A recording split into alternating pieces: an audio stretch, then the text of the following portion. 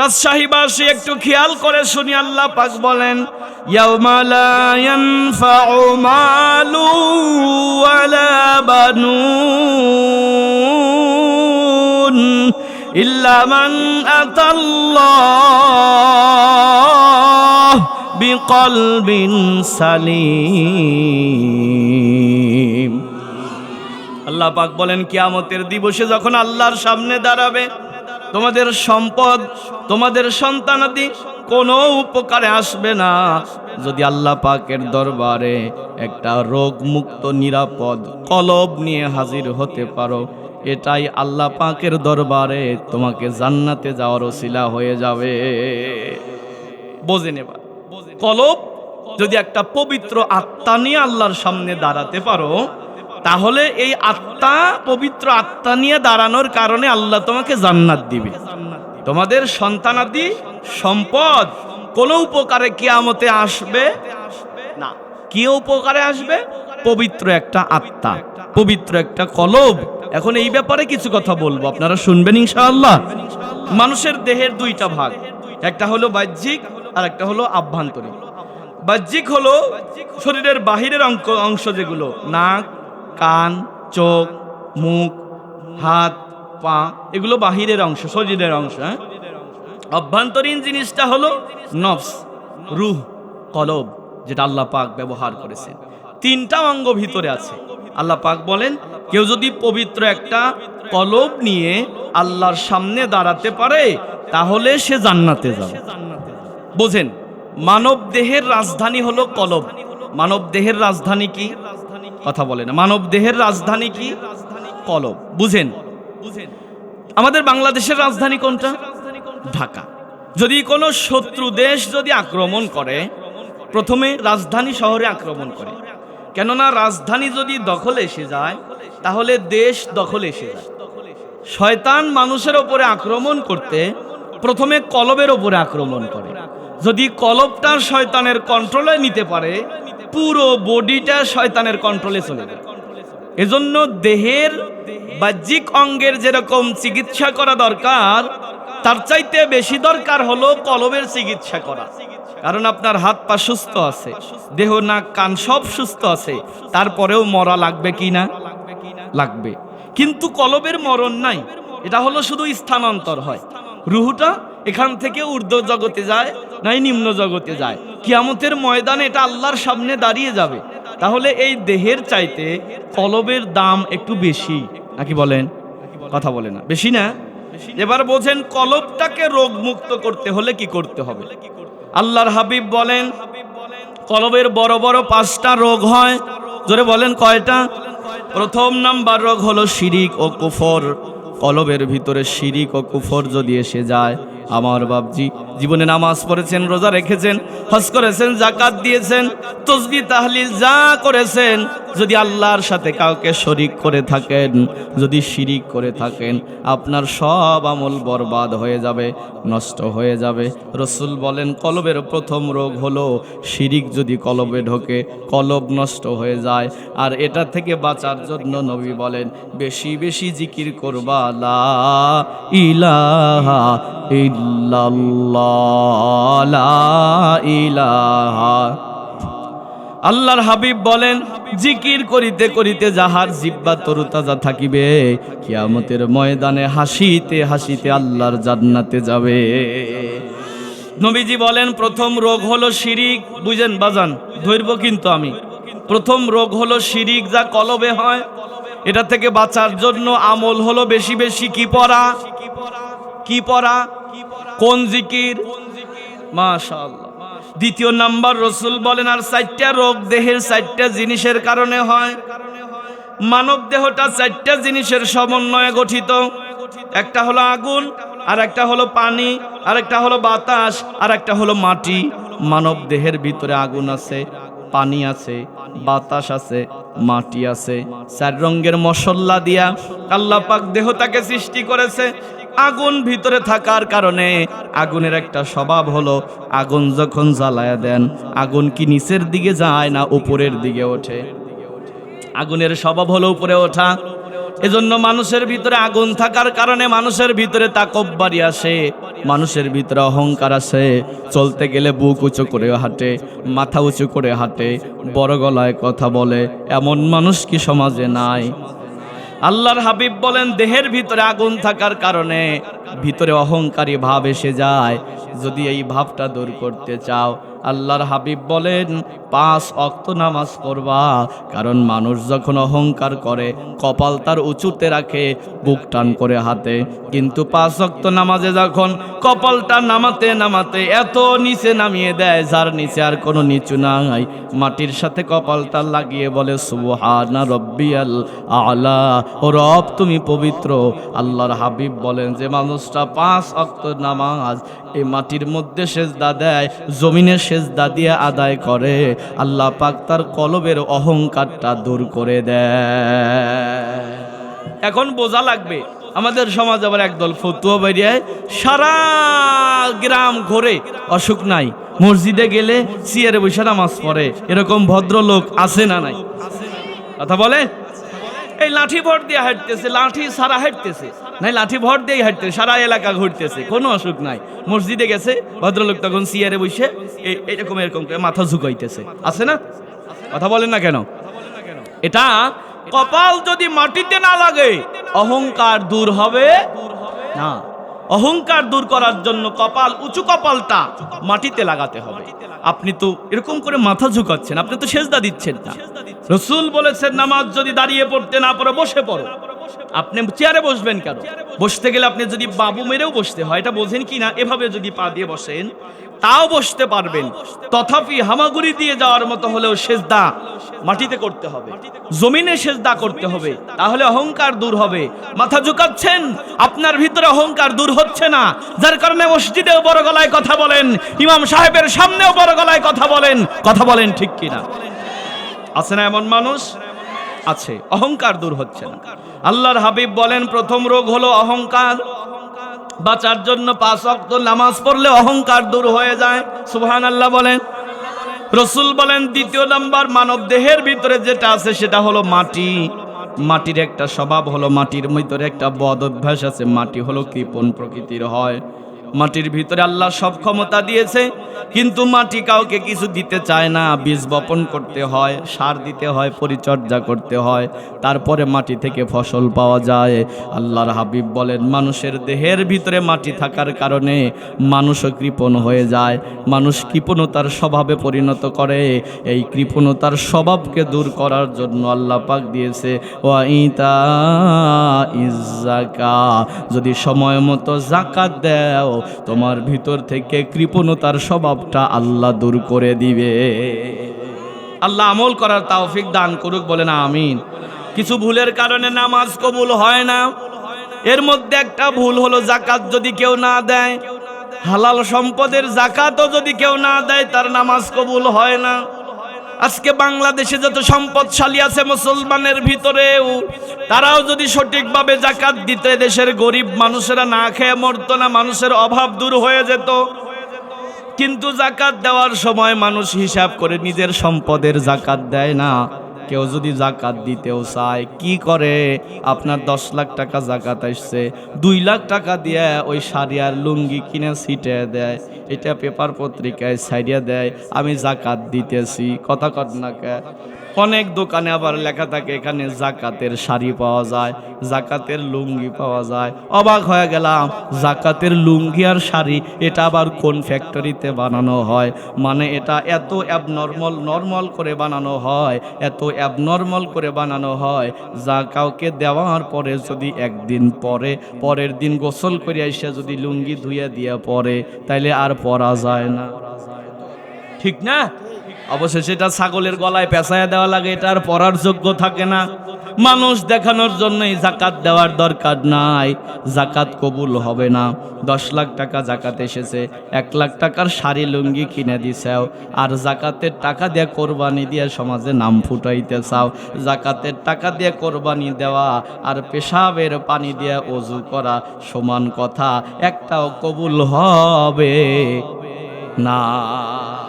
কথা বুঝতেছেন বাপ? যাকাতটা দিতে হবে সময় মতো। রাসূল পাকের একজন সাহাবীর নাম ছিল সালাবা রাদিয়াল্লাহু তাআলা আনহু। নবী পাকের কাছে এসে বলে, ইয়া রাসূলুল্লাহ, আমার জন্য দোয়া করেন, আমি যেন বড় লোক হয়ে যাই। রাসূল মাথায় হাত দিয়ে বললেন, সালাবা, যা আছো এটাই ভালো আছো, গরিব আছো, গরিবেই শান্তি আছে, কারণ 5 ওয়াক্ত নামাজ মসজিদের সময় মতো আদায় করতে পারতেছো। সালাবা ও বছর চলে গেল। পরের বছর আবার এসে বলে, নবীজি একটু দোয়া করেন যেন বড় লোক হয়ে যায়।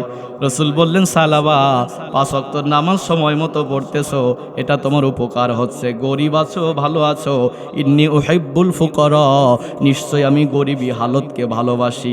নবী মাঝে মাঝে মোনাজাতেও বলতেন, আল্লাহ আমাকে গরিবদের সাথে হাসর বানায়া দিও।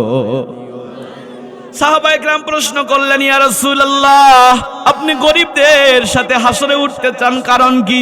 নবী ডেকে বললেন, সাহাবীরা, পৃথিবীর আধিপত্য তো কয়েক শ্রেণীর মানুষের হাতে, কিয়ামতের আধিপত্য থাকবে শুধুমাত্র গরিব মানুষের হাতে। কিছু গরিবকে আল্লাহ বলবে, ফেরেশতারা বলবে, দাঁড়াও হিসাব দিয়ে যাও। এই গরিবেরা ফেরেশতাদেরকে বলবে, কিসের হিসাব রে, সর এখান থেকে, কিসের হিসাব দেব? ফেরেশতারা আল্লাহকে বলবে, রব্বুল আলামিন তোমার গোলাম হিসাব দেয় না, আবার বলতেছে কিসের হিসাব দেব? আল্লাহ পাক বলবে, আমার গোলামকে ভালো করে জিজ্ঞেস কর কি হয়েছে। জিজ্ঞেস করবে, বন্ধু হিসাব দিবে না, কারণ কি? উপরের দিকে মাথা উঠায় বলবো, আল্লাহ কি দিয়েছিলে, কিসের হিসাব দেব? এমনও দিন গেছে, ঈদের দিন নিজের ছেলেকে নতুন জামা কিনে দিতে পারি নাই, কত জায়গায় মুখ ঢেকে ঢেকে কান্না করেছি, আল্লাহ বাপ বানাইছিলে। দিন আমার গেছে, আমার ছেলেকে আমি জামা কিনে দিয়েছি, কিন্তু 2-3 বছর আমি এক পাঞ্জাবি পরে ঈদ করেছি। আল্লাহ, ডাল দিয়া ভাত খেয়েছি, সরল পথ দিয়ে হেঁটে গেছি, আমার তো সম্পদও নাই, টাকা পয়সাও নাই, নুন আনতে পান্তা ফুরে গেছে, পান্তা এনে দেখি নুন নাই, এত কষ্টে জীবন গেছে, কিসের হিসাব তোমার কাছে দেব? আল্লাহ ডেকে বলবে, ফেরেশতারা, আমার গোলাম সত্য বলেছে, আমার গোলামের কানে কানে বলে দে, ধনীদের 500 বছর আগে আমার গোলাম জান্নাতে চলে যায়। এজন্য রসুল বলেছে, সাহাবীরা, আমি এজন্য বলি, আল্লাহ গরিবদের সাথে আমাকে হাসরে দাঁড় করায়া দিও। সালাবাকে বললেন, সালাবা, গরিব আছো, ভালো আছো। সালাবা ও বছরে চলে গেল। পরের বছর কথাটা একটু কৌশলে ঘুরিয়ে বলেছে। জাকাতের সময় যখন এসেছে, বলল, ইয়া রাসূলুল্লাহ, কতদিন আর জাকাত খাবো? আমারও তো মন চায় আমি যেন জাকাত দিতে পারি, মানে আমার সম্পদ বাড়ুক আর আমি জাকাত দেই। রসুল দোয়া করলেন, আয় আল্লাহ, তুমি সালাবাকে সম্পদশালী করে দাও। আরবে 2 ধরনের বড় লোক হতো, একটা হলো খেজুর বাগানের মালিক, আর একটা হলো উটের অথবা ভেড়ার মালিক। সালাবার 2টা ভেড়া ছিল। নবীর দোয়ার বরকতে ভেড়া বাড়তে লাগলো। 2 মাসও যায় না, ভেড়া বাচ্চা দেয়, আবার বাচ্চা দেয়, কারণ দোয়া করেছে স্বয়ং আল্লাহর নবী। ভেড়া বাড়তেছে, বাড়তে বাড়তে এমন হয়ে গেল, একটা পাল হয়ে গেছে। পাল কি বোঝেন? ভেড়ার একটা খামার হয়ে গেছে, কিন্তু ভেড়ার একটা স্বভাব হলো ভ্যা ভ্যা করে। গ্রামের লোকজন বলল, সালাবা, এত ভেড়া যদি একসাথে পালতে নেও, গ্রামে পালা যাবে না, একটু ওই দিকে যা মাঠের ভিতরে তুমি খামার করো। সালাবা মাঠে যা খামার করেছে, ওইখানে ভেড়া লালন পালন করে। আগে যখন গরিব ছিল, নবী পাকের পিছনে 5 ওয়াক্ত নামাজ জামাতের সাথে আদায় করেছে। এখন সালাবা ওই মাঠের ভিতরে কাজ করতে যায়, ফজরে আসে আর এশায় আসে, বাকি ওয়াক্ত নামাজ সালাবা খামারেই পড়ে নেয়। প্রশ্ন, রাজশাহীবাসী, সালাবার লাভ হচ্ছে না লস হচ্ছে? ওই গ্রামের মানুষরা কিছুদিন পরে আবার বললে, এখানে ভেড়া পালা যাবে না, আরো ভিতরে যাও। সালাবা জঙ্গলে চলে গেছে। জঙ্গলে যায় আর ফজরেও আসে না, এশায়ও আসে না, এখন শুধু জুমার দিনে নবী পাকের পিছনে নামাজ পড়তে আসে। আর জঙ্গলে থেকে থেকে ভেড়া লালন পালন করে। একদিন আল্লাহর হাবিব দাঁড়ায় দেখে সালাবা নাই। সাহাবীদেরকে বললেন, আইনা সালাবা, সালাবা কোথায়? একজন সাহাবী বললেন, ইয়া রাসূলুল্লাহ, আপনি দোয়া করেছেন, সালাবার সম্পদ বেড়ে গেছে, সালাবা এত ব্যস্ত হয়ে গেছে আর 5 ওয়াক্ত নামাজে আসতে পারে না, সে খামারেই নামাজ আদায় করে। আর এখন জুমার দিনে তো আসতো, আজকে দেখলাম জুমার দিনেও আসলো না। রসুল বললেন, কপাল পুড়ে গেছে, যদি কেউ বিনা শর্তে একটা জুমা কামাই দেয়, আল্লাহ তার ভিতরে এমন মুনাফিকের মোহর মেরে দেয় যা মরার আগ পর্যন্ত আর ওঠে না।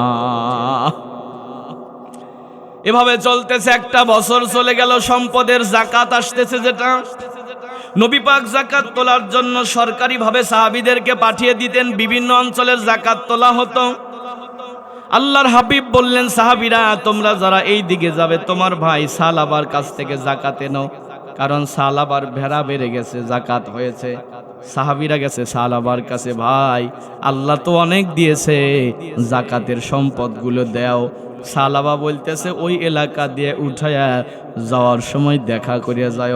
রসুল বলেছেন, যদি ইসলামের স্বার্থে কিছু চাইতে আসা হয় সরাসরি দিলে দিয়ে দিবা, কখনো বলবা না যাবার পথে দেখা করিও। এটা হলো গজবী শব্দ। আজও সমাজে অনেক মানুষ আছে, এই মসজিদ মাদ্রাসার কালেকশন করতে গেছেন, ও বলবে যে ওই বাড়ি থেকে উঠায়া যাওয়ার সময় নিয়ে যায়। আছে না? আছে। রসুল বলেছে কথাটা বলবা না। সালাবা বলল, যাওয়ার সময় দেখা করে যাও। সাহাবীরা তো নরম মনের মানুষ, আর এক এলাকা দিয়ে যাকাত তুলে যাওয়ার সময় আবার সালাবাকে গিয়ে বলছে, ভাই যাকাতটা দাও। সালাবা রাগান্বিত মেজাজে বলতেছে, কিসের যাকাত? আমার ভালো চলতেছে আর তোমার দেখে সহ্য হচ্ছে না, ট্যাক্স নিতে আসছেও। এমন ভাবে কথা বলেছে, সাহাবায়ে কেরাম মনটা খারাপ করে নবী পাকের কাছে চলে আসলো। আল্লাহর হাবিবের কাছে যাকাতের হিসাব দিতে গিয়ে বলে, ইয়া রাসূলুল্লাহ, আপনার সালাবা যাকাত দেয় নাই, বরং আমাদেরকে ধমক দিয়ে বলে আমার ভালো চলতেছে আর দেখে সহ্য হচ্ছে না, তোমরা ট্যাক্স নিতে এসেছো, আপনার সালাবা যাকাত দেয় নাই। রহমতের নবী আমার দ্বারায় আগে বলে, সালাবা ধ্বংস হয়ে গেছে। সালাবার একটা আত্মীয় ছিল, পিছনে লাফ দিয়ে ওইটা দৌড় দিয়েছে সালাবার কাছে, সালাবারে তাড়াতাড়ি যাকাত দিয়ে নবী পাকের কাছে দিয়ায়, কারণ তুমি যাকাত দিতে দেরি করেছো আর সাহাবীদেরকে গালি দিয়েছো যে নবীর দোয়াতে তোমার সম্পদ এসেছে। নবী কিন্তু বদদোয়া করেছে। সালাবার সাথে সাথে 30টা ভেড়া নিয়ে এসে নবী পাকের পাশে দাঁড়িয়ে গেল। ইয়া রাসূলুল্লাহ, বেয়াদবি মাফ করবেন, ভুল হয়ে গেছে, আমার ভেড়াগুলো যাকাত হিসেবে নিয়ে নেন। আল্লাহর হাবিব যাকাতগুলো নিবে, এমন সময় দেখে জিবরাইল আমিন হাজির হয়ে গেছে। নবী জিজ্ঞেস করলেন, জিবরাইল ভাই এই সময় আপনি কেন? আমি জানতে চাই। জিবরাইল আমিন ডেকে বলে, ইয়া রাসূলুল্লাহ, যে মানুষটা দান করে খোটা দেয় তার দান আল্লাহ গ্রহণ করে না, আপনাকেও গ্রহণ করতে নিষেধ করেছে। আরে আপনার সালাবার যাকাত আল্লাহ নিবে না, কারণ সে দান করে খোটা দিয়েছে। আমাদের সমাজে অনেক মানুষ আছে দান করে খোটা দেয়, আছে না নাই? রসুল বলেছেন, দান করে খোটা দিলে তার দান আল্লাহ নেয় না। আল্লাহর হাবিব বললেন, সালাবা তোমার দান আল্লাহ নেয় না, আমিও নিতে পারবো না, তুমি চলে যাও। সালাবা চলে গেল। রসুলের জীবদ্দশায় যাকাত দিতে পারে নাই। হযরত আবু বকর যখন খলিফা, তার সময় আবার 50টা ভেড়া নিয়ে এসে বলল, আমিরুল মুমিনিন, আমার ভেড়াগুলো যাকাত হিসাবে নেন। হযরত আবু বকর বলল, যে যাকাত আল্লাহ গ্রহণ করে নাই, নবী গ্রহণ করে নাই, ও যাকাত আমি নেব না।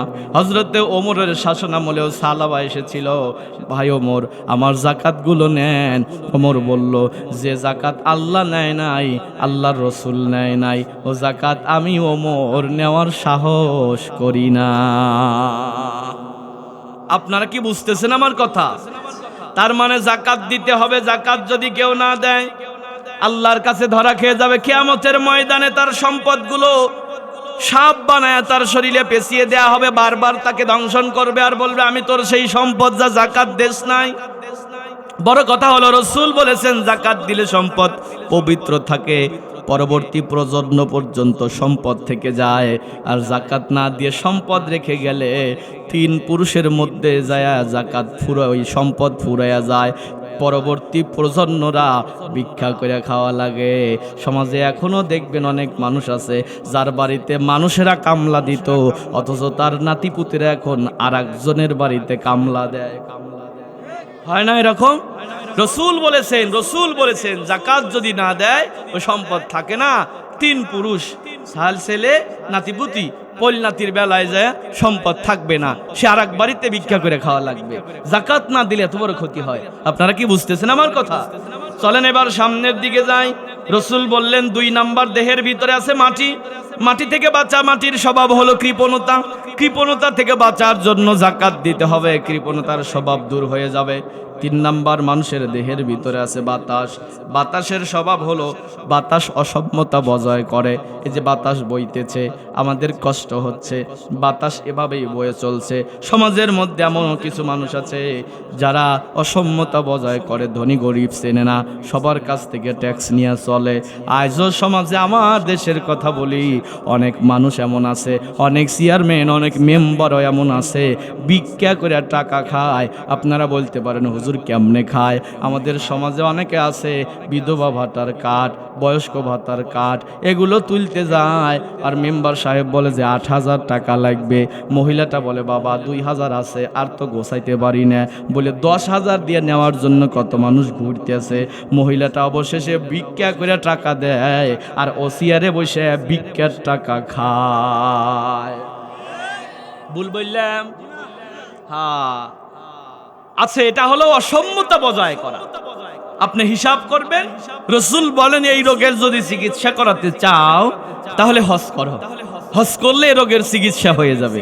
কিন্তু হজ যদি আপনি আবার মানে ভালো টাকা দিয়ে না করেন, ওই হজ আবার আল্লাহর দরবারে কবুল হবে? টাকার জোরে হজ করেছে, নাম রেখেছে হাজি, স্বভাব যায় না, ভালো হয় না, যে পাজি সেই পাজি, কথা কয় না, এটাও কবুল হবে না। 4 নম্বর হলো আল্লাহর হাবিব বলেন পানির একটা স্বভাব আছে, মানুষের দেহে পানি আছে। পানির একটা বদ অভ্যাস হলো পানি গরিবের সম্পদ, ফকিরের সম্পদ, ধনীর সম্পদ, সব সম্পদ ভাসায় নিয়ে যেতে পারে। রাসূল বলেন কোন মানুষ যদি এই স্বভাব যদি কারো ভিতরে আসে, গরিব ধনী চেনে না, যার কাজ তার কাছ থেকেই নেওয়া শুরু করে দেয়, আল্লাহর হাবিব বলেন সে যেন রোজা রাখে, কারণ রোজা রাখলে সে বুঝতে পারবে এত সম্পদ কামাই করে কি করব, সম্পদ জোগাড় করে তো সামনে দেখা যায় কিন্তু খাওয়া যায় না। এই ভরসা যদি কারো ভিতরে এসে যায়, ও মানুষটার গরিব মানুষের কাছ থেকে ওই ভিক্ষার টাকা খাবে না। খারাপ লাগতেছে না আপনাদের? কথা কয় না, খারাপ লাগতেছে না? এবার চলে গেলাম 4টা রোগের 4টা চিকিৎসা। কলবের 5টা রোগ হয়, একটা হলো শিরিক, এটা থেকে বাঁচার জন্য লা ইলাহা ইল্লাল্লাহ। 2 নাম্বার অহংকার, এটা থেকে বাঁচার জন্য নামাজ। 3 নাম্বার হলো কৃপণতার স্বভাব, এটা থেকে বাঁচার জন্য যাকাত। 4 নাম্বার অসম্যতা, এটা থেকে বাঁচার জন্য হজ করা। 5 নাম্বার সব হামারা, সব খাওয়ার অভ্যাস যার আছে তার রোজা রাখা দরকার, কারণ আল্লাহ তার জবানটা কন্ট্রোল করে দিবে। এবার শুনি অ্যান্টিবায়োটিকের কথা। অ্যান্টিবায়োটিক ব্যাপার কি আপনারা জানেন? শিক্ষিত সমাজের মানুষ আপনারা, অ্যান্টিবায়োটিক হলো একটা মানে ঔষধ, কয়েকটা রোগের চিকিৎসায় কাজে লাগে, কথা কয় না। এটা হলো অ্যান্টিবায়োটিক। আমি কয়েকটা অ্যান্টিবায়োটিকের কথা বলি যেগুলো খেলে, যে কাজগুলো করলে কলবের রোগ ভালো হয়ে যায়। সুবহানাল্লাহ। এর মধ্যে 1 নাম্বার হলো তেলাওয়াতুল কোরআন, কোরআন মাজিদ তেলাওয়াত করা। রাসূল বলেছে যে ব্যক্তি প্রতিদিন কোরআনের একটা আয়াত করে হলেও তেলাওয়াত করে, আল্লাহ তার কলবের রোগগুলো দিবে না, সে সুস্থ থাকবে, কলবটা তার ভালো থাকবে। 2 নাম্বার হলো জিকরুল্লাহ, আল্লাহ পাকের জিকির করলে কলব ভালো থাকে, কলবের রোগ ব্যাধি হয় না। 3 নাম্বার হলো আল্লাহর হাবিব বলেন জিকরুল মাউত, মরণের কথা স্মরণ করা। যত বেশি মরণের কথা স্মরণ করবে মানুষ তত ভালো হয়ে যাবে। 4 নাম্বার হলো জিয়ারতুল কবর, কবর জিয়ারত করা। আমি জানি না এখানে গোদাগাড়ির মানুষেরা আপনারা কি কবরস্থান জিয়ারত করতে যান? জান কি?